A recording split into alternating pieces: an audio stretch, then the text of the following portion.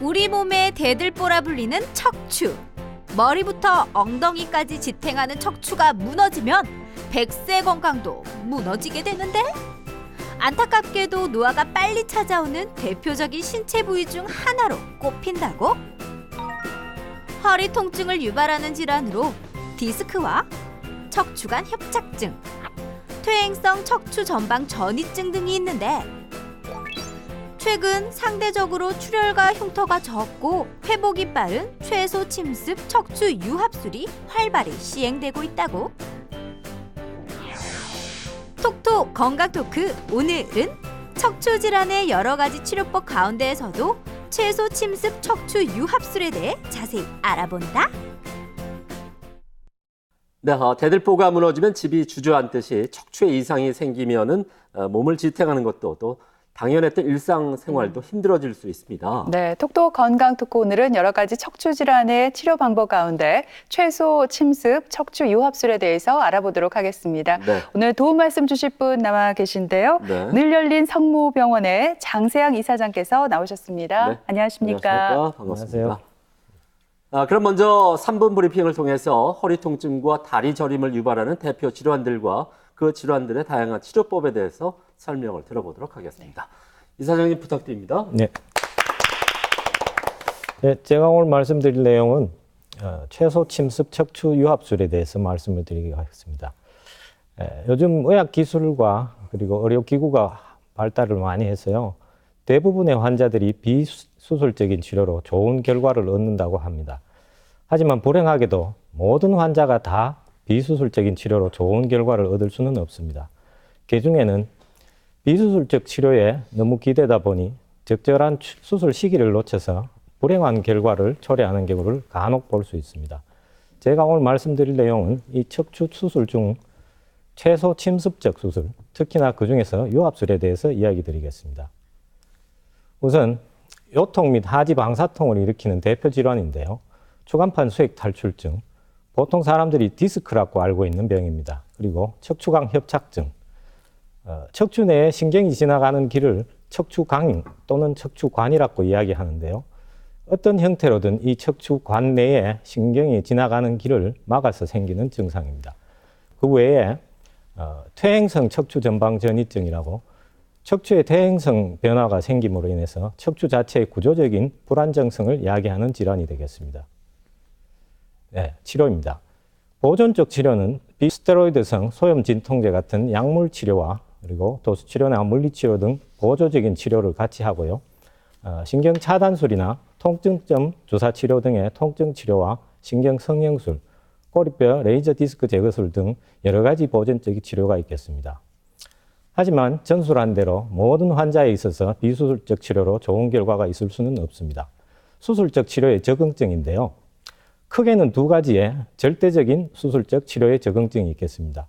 첫 번째가 신경학적 불안정성, 그리고 두 번째가 구조적 불안정성입니다.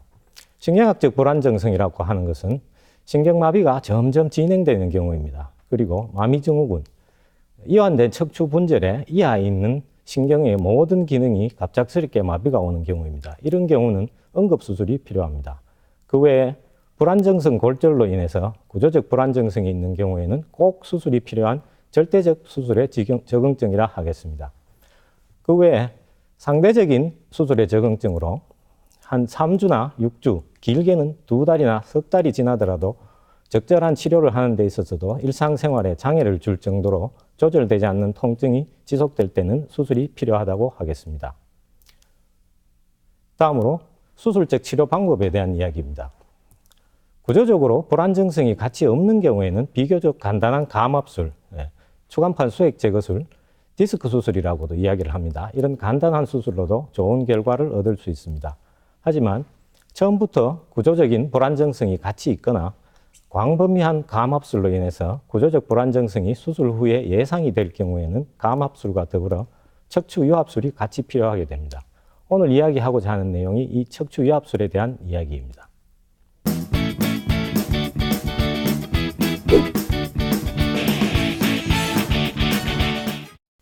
네, 오늘은 네. 척추 질환의 최소 침습적 치료에 대해서 알아볼 텐데요. 네. 최소 침습적인 치료하면은 환자에게 영향을 좀 덜 주는, 덜 부담스러운 치료라는 생각이 드는데 보통의 다른 수술과는 어떻게 다른 건가요? 네, 기존의 고식적인 수술 방법은 피부 절개가 상당히 큽니다. 그리고 수술의 목적인 감압을 달성하기 위해서 주변 연부 조직인 근육이나 인대, 관절막 등의 손상이 클 수밖에 없습니다. 이로 인해서 수술 후의 통증 및 잔여 증상의 원인이 되기도 하고요.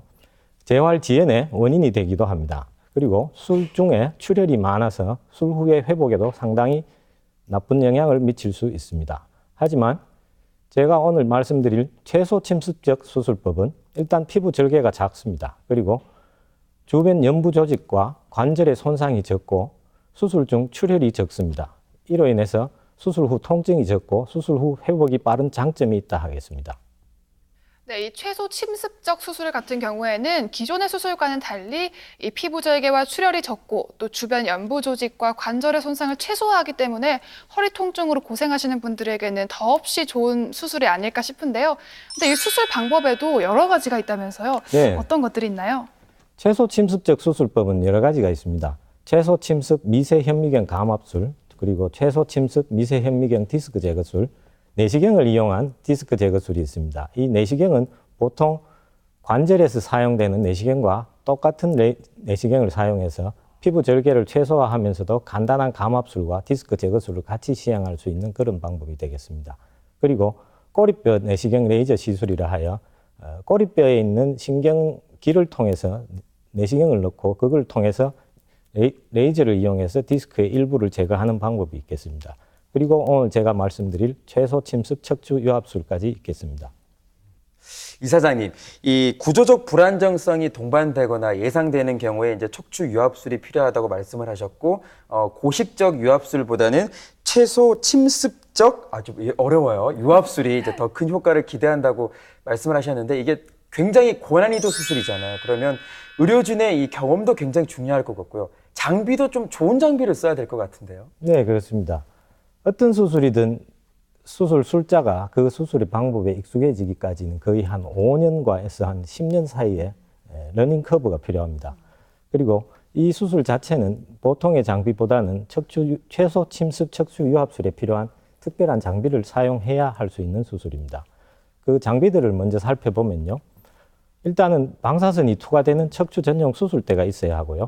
그리고 수술실에서 상시로 이용할 수 있는 엑스레이 조형 장비가 필요합니다. C암이라고 이야기를 하는데요. 그리고 원통형 견인기와 이 원통형 견인기를 통해서 모든 수술이 이루어지기 때문에 수술에 사용하는 모든 기구가 총검형으로 굽어 있는 기구를 사용해야 합니다. 그리고 마지막으로 척추를 고정하기 위한 척추경 나사조차도 경피적으로 척추경 나사 고정 기구가 필요하겠습니다. 지금 보시는 사진이 원통형 견인기의 시작 부분에 사용되는 장비입니다. 제일 왼쪽에 가는 탐침을 이용해서 수술 부위를 표시하고 그 위를 통해서 점점 굵어지는 원통을 삽입하여 수술 부위를 넓혀가는 장비입니다. 그 후에 최종적으로 오른쪽 하단에 있는 원통형 견인기를 삽입하게 됩니다. 원통형 견인기를 삽입한 그림입니다. 이 그림에서 보시다시피 저 원통형 견인기를 피부에 2.5cm 정도의 절개 후에 삽입한 다음 저 원통형 견인기를 통해서 모든 수술이 이루어지게 됩니다. 그러다 보니 저 원통형 견인기 안에서 사용할 수 있는 기구는 모두가 저런 식으로 총검형으로 굽어 있는 기구를 사용해야 됩니다. 마지막으로 척추경 나사를 고정할 때도 1cm 정도의 피부 절개를 통해서 척추경 나사를 고정하게 되겠습니다. 네, 이제 본격적으로 최소 침습 척추 유합술의 방법에 대해서 알아봐야 될 것 같은데요. 네. 고난도 수술인 만큼 시간도 참 오래 걸릴 것 같고 숙련도도 필요한 듯한데 이 사장님 수술 과정을 좀 구체적으로 소개해 주시죠. 네. 예, 우선 최소 침습 척추 유합술 방법 중 첫 번째 화면입니다. 수술장에서의 수술용 투시 조형 장비를 이용해서 수술 위치를 일단 먼저 확인을 하게 됩니다. 그 후에 목적하는 척추 분절에 작은 탐침을 꽂아서 수술 위치를 다시 확인하는 과정을 거치게 되겠습니다. 이런 식으로 수술하고자 하는 부위를 탐침을 넣고 이것을 시암 엑스레이 투영 장비를 이용해서 확인하는 작업을 2번 거치게 됩니다. 그 후에 탐침 앞뒤로 해서 약 2.5cm 정도 되는 작은 피부 절개를 가하게 됩니다. 아래 그림에 보듯이 고식적인 치료 방법은 왼쪽 하단의 그림입니다. 수술하고자 하는 척추 분절 아래 위로 한 분절 내지 2분절의 큰 절개가 필요한 반면에 최소 침습적 수술 방법에서는 그림 오른쪽 하단같이 작은 2.5cm 정도의 피부 절개만 통해서도 충분히 수술적 치료가 가능하겠습니다. 피부 절개 후에는 피부 절개창을 통해서 술자의 손가락을 이용해서 근육 사이를 벌리고 있는 그림입니다. 고식적 수술 방법에서는 이 분홍색으로 나타나는 부분이 근육인데요.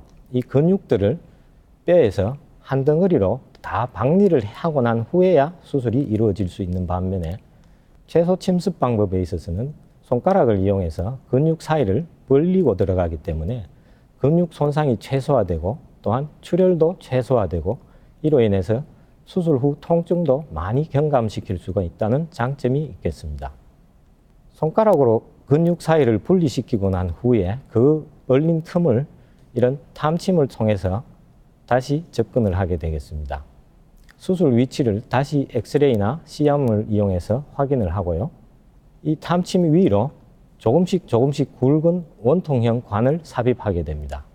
최종적으로 원통형 관 위에 원통형 견인기를 삽입한 사진이 되겠습니다. 수술 위치에 저렇게 원통형 견인기를 삽입을 하게 됩니다. 실제 수술실에서의 엑스레이 화면입니다. 수술하고자 하는 부위 바로 위쪽에 2.5cm 절개창을 통해서 원통형 견인기가 삽입된 장면입니다. 모식도를 보시겠습니다. 위의 사진은 엑스레이를 이용해서 수술장에서의 사진이고요. 밑에 그림은 모식도가 되겠습니다. 이 수술의 또 하나의 장점인데요. 수술하고자 하는 부위 바로 위에 최소한의 부분만 노출을 시키게 되겠습니다. 수술 시에 노출이 되는 면적이 넓으면 넓을수록 감염의 우려가 커지기 때문에 이런 방법을 사용할 경우 노출을 최소화시켜서 감염을 최소화시킬 수 있다는 장점이 아주 큰 장점으로 볼 수 있겠습니다. 원통형 견인기를 통해서 수술하는 장면입니다. 기구를 이용해서 후방 감압술을 시행하고 있고요. 또한 수술용 드릴을 이용해서 뒤쪽에 있는 뼈를 제거하는 장면이 되겠습니다. 디스크 수술 또한 이러한 방법을 통해서 아주 쉽게 시행할 수가 있겠습니다. 네, 척추 유압술을 위한 방법들입니다. 인조뼈를 삽입하고 있는 방법인데요. 케이지라고도 이야기를 합니다. 이 케이지를 삽입하고 척추를 유압시키기 위해서 척추 추체관에 있던 추간판, 즉 디스크를 모두 제거를 하고 있는 장면입니다. 추간판을 모두 제거한 후에 추간 간격을 복원시키기 위해서 케이지를 삽입하는 장면입니다. 이 케이지 속에는 감압술 동안 얻어낸 환자 자신의 뼈를 충진시켜서 척추 유압술에 도움을 주기 위해서입니다. 이 또한 원통형 견인기를 통해서 케이지를 삽입할 수 있습니다. 케이지의 장점은 협소한 추체 간격을 다시 복원시킬 수 있고 추체간 유압술의 유압률을 높이는 장점이 있겠습니다. 다음 과정으로 척추경 나사를 삽입하는 장면입니다. 이 또한 2.5cm 정도의 기존에 있는 절개창을 통해서 모든 수술이 이루어지게 됩니다. 우선 척추경을 통해서 시암 엑스레이 장비 하에서 위치를 확인하고 탐침을 넣게 됩니다. 탐침을 넣고 그 탐침 속으로 작은 철사를 넣게 되겠습니다. 이 철사를 통해서 척추경 나사를 삽입하게 됩니다. 옆에서 본 그림이고요. 정면에서 보면 이런 형태가 됩니다. 척추경 나사가 들어갈 위치를 엑스레이 상에서 확인을 하고 안전한 위치에 삽입이 되었는지 확인을 한 후에 이 철사를 통해서 척추경 나사를 삽입하게 되겠습니다. 척추경 나사를 삽입하고 있는 장면입니다. 이 척추경 나사의 삽입 또한 기존에 있는 절개창을 통해서 이루어지게 됩니다. 철사를 통해서 척추경 나사를 삽입한 장면입니다.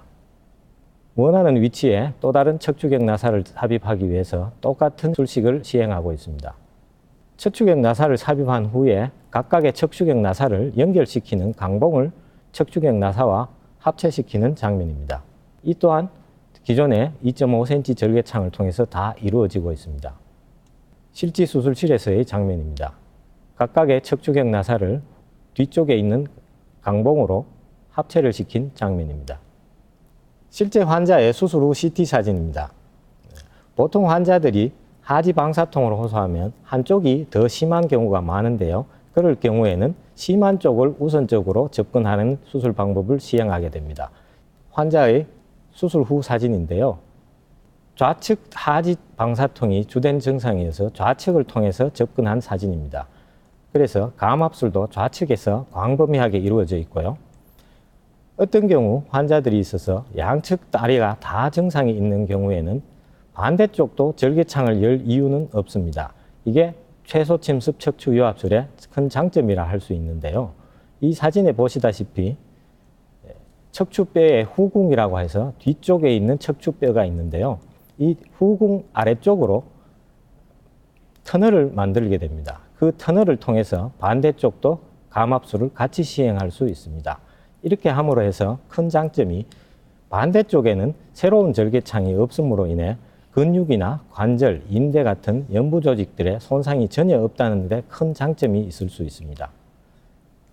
네, 그런데요, 이사장님, 이 수술을 성공적으로 마쳤다고 하더라도 이게 완전히 끝난 게 아니잖아요. 수술 후에 관리를 잘 해줘야 좀 재발을 막을 수가 있을 텐데 일단 입원은 어느 정도 해야 되는지 궁금하고요. 또 보조기 착용은 얼마나 해야 되는지, 또 수술 후에 얼마나 시간이 흘러야 운전은 가능해지는지 궁금합니다. 네, 이 최소 침습 척추 유합술의 장점이 재활 기간이 짧고 재활이 빠르다는 데 있습니다.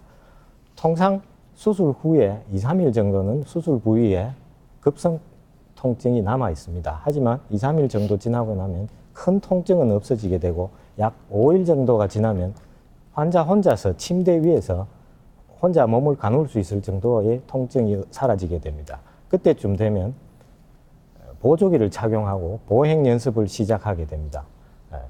환자에 따라서 다르겠지만 보행이 잘 되는 경우에서는 어느 정도의 보행만 확인이 되면 집으로 돌아갈 수 있게 되겠고요. 보통은 수술 부위에 봉합사를 제거하는 데 2주 정도의 시간이 소요됩니다. 그래서 퇴원 후에 병원으로 와서 다시 봉합사를 제거하기도 하고요. 아니면 2주 정도 병원에 입원하신 후에 봉합사를 다 제거하고 퇴원이 가능하겠습니다.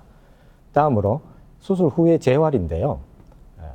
통상은 수술 전까지 이완 기간이 길었던 고령의 환자들의 경우에는 보행 능력에 장애가 있을 수 있습니다. 그럴 경우에는 재활 기간이 상당한 기간이 소요될 수도 있지만 술전에 이완된 기간이 짧거나 젊은 사람들일 경우에는 약 한 달 정도의 재활 기간이 있으면 어느 정도 집안에서의 일상생활은 가능합니다.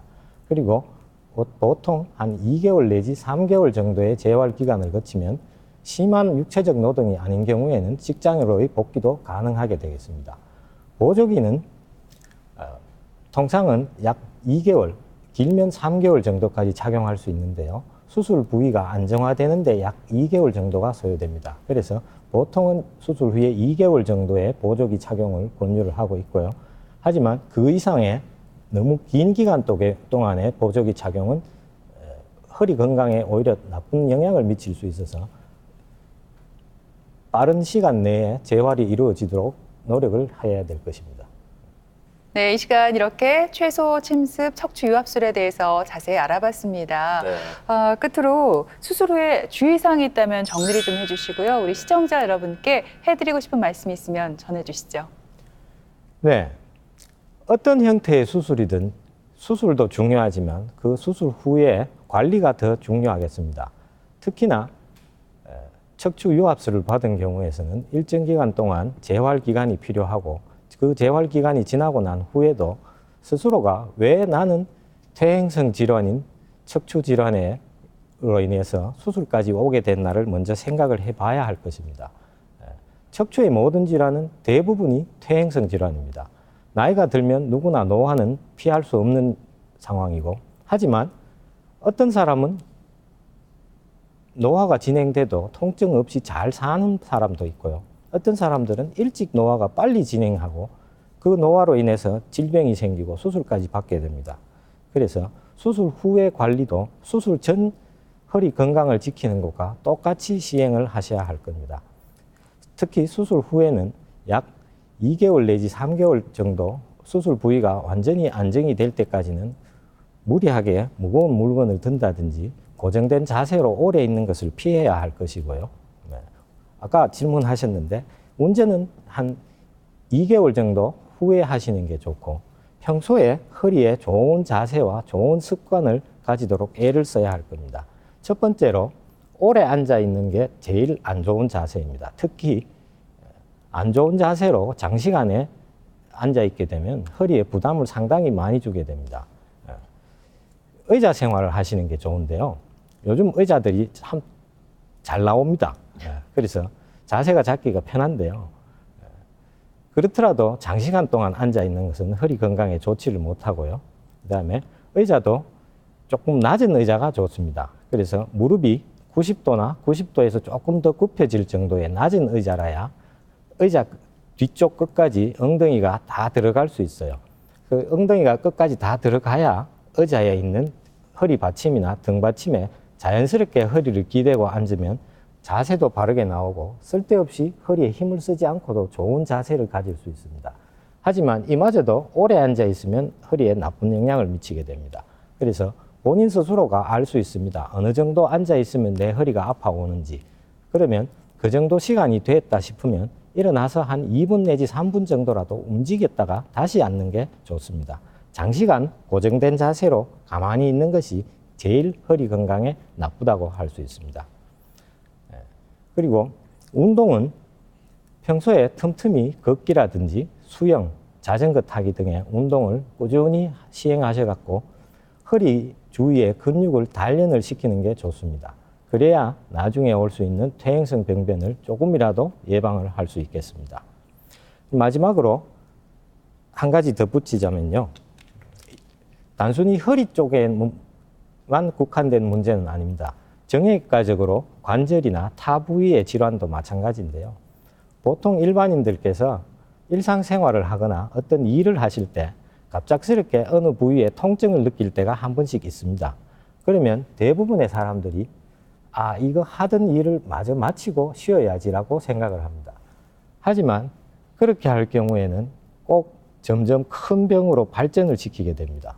어떤 일이든 간에 잠시라도 하던 일을 손에서 놓으시고 2분 내지 3분 그 정도만이라도 잠시 앉을 때가 있으면 앉아서 쉬시고 아니면 누울 때가 있으면 누워서 쉬시면 증상이 없어질 때까지 잠시만 기다리셨다가 다시 일을 시작하면 큰 병으로 발전하는 걸 막을 수 있습니다.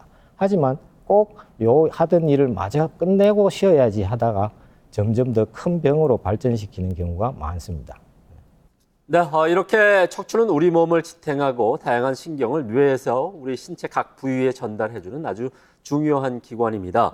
요통이라든가 하지, 방사통 이런 것들로 고통받고 계시다면 빨리 병원을 찾으셔서 정확한 진단 받아보시길 바랍니다. 네, 지금까지 이 시간 도움 말씀에 늘 열린 성모병원 장세양 이사장께서 수고해 주셨습니다. 네, 오늘 고맙습니다. 고맙습니다. 김철원 씨, 이지연 씨 두 분도 수고했습니다. TBC 클리닉 건강 365 오늘 준비한 내용은 여기까지입니다. 한 주간 건강하게 보내시고요. 저희는 다음 시간에 다시 오겠습니다. 고맙습니다.